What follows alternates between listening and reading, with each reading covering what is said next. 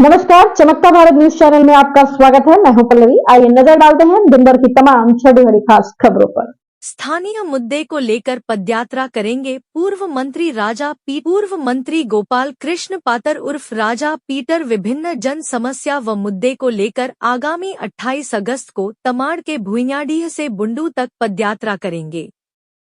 उक्त आशय की जानकारी देते हुए राजा पीटर ने कहा कि वे इन मुद्दे के समाधान के लिए महामहिम राज्यपाल के नाम एक ज्ञापन बुंडू अनुमंडलाधिकारी को सौंपेंगे। रिपोर्टर जितेंद्र सार, बुंडू। बढ़िया से बड़ा कीजिए, जैसे हम लोग बड़ा काम करते हैं।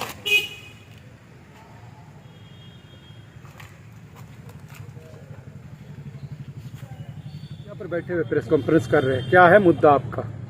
कल जन्म स्थानीय तमाड़ विधानसभा क्षेत्र के जन मुद्दों को लेकर के एक पदयात्रा का कार्यक्रम 26 अगस्त को हम लोगों ने घोषणा की थी, लेकिन सरकारी अवकाश होने के कारण और ग्रामीण प्रवेश होने के कारण इस कार्यक्रम को हम लोग सर्वप्रथम दिनांक 28 अगस्त को भुइयाडीह चौक निर्मल महातो के स्टेचू के समीप से प्रारंभ करेंगे और बुंडू अनुमंडल तक पैदल चलकर राज्य के राज्यपाल महोदय और राज्य के मुख्यमंत्री को ज्ञापन सौंपेंगे।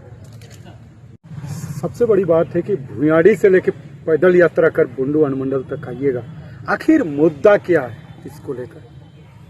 देखिए, मैं भी यहाँ का विधायक रह चुका हूँ। अपने विधायकी के कार्यकाल में सलगाडीह से लेकर के उली लोहार तक जो सड़क है और सलगाडीह से लेकर खेसारी बेड़ा तक, जिसे हम कैनल रूट कहते हैं, और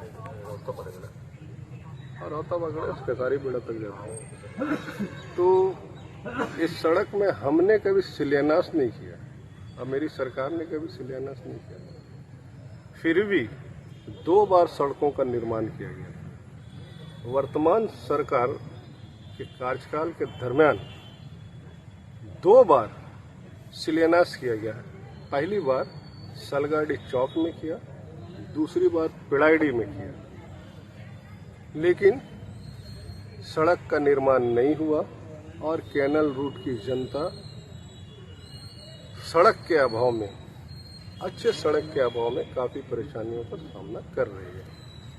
चाहे वो गर्भवती महिलाएं का बात हो, स्वास्थ्य से कोई काम हो, तब आने जाने के क्रम में हर सभी लोगों को बहुत दिक्कतों का सामना करना पड़ रहा है।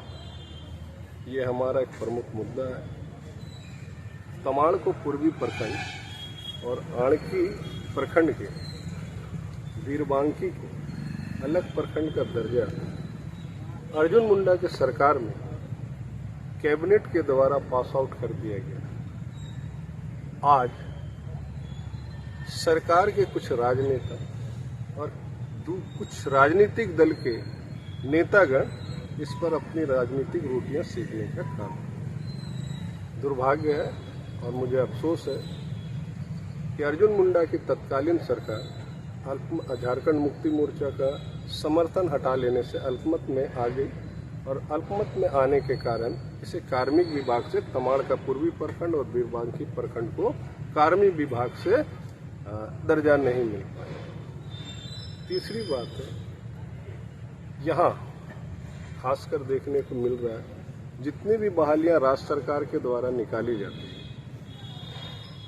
जो भी आवेदनकर्ता होते हैं उनको किसी भी तरह का जो सर्टिफिकेट, चाहे आचरण सर्टिफिकेट हो, आय प्रमाण पत्र हो, उसको निर्गत करने में काफ़ी दिक्कतों का सामना करना पड़ रहा है उसे प्राप्त करने में। हाल ही में चौकीदार दफादार का बहाली निकाला गया है और आवेदनकर्ता आचरण सर्टिफिकेट प्राप्त करने के लिए अंचल कार्यालय से जूझ रहे हैं और 25 तारीख ही आवेदन करने का अंतिम तिथि है। आप समझ सकते हैं कि आज 22 तारीख हो चुका है।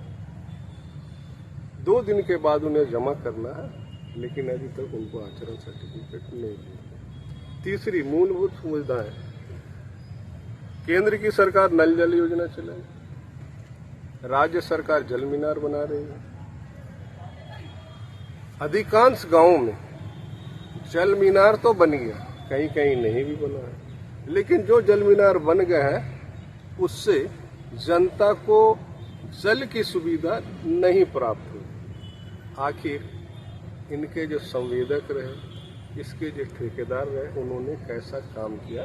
राज्य सरकार को इस पर ध्यान देना चाहिए और उचित कार्रवाई संवेदकों के ऊपर करनी चाहिए, ताकि जिन उद्देश्यों को लेकर के इस जल मीनार का निर्माण कराया गया, जनता के पैसा से कराया गया और जनता को इसका लाभ नहीं मिल पा रहा। ये हमारे लिए बड़ी दुर्भाग्य की बात है।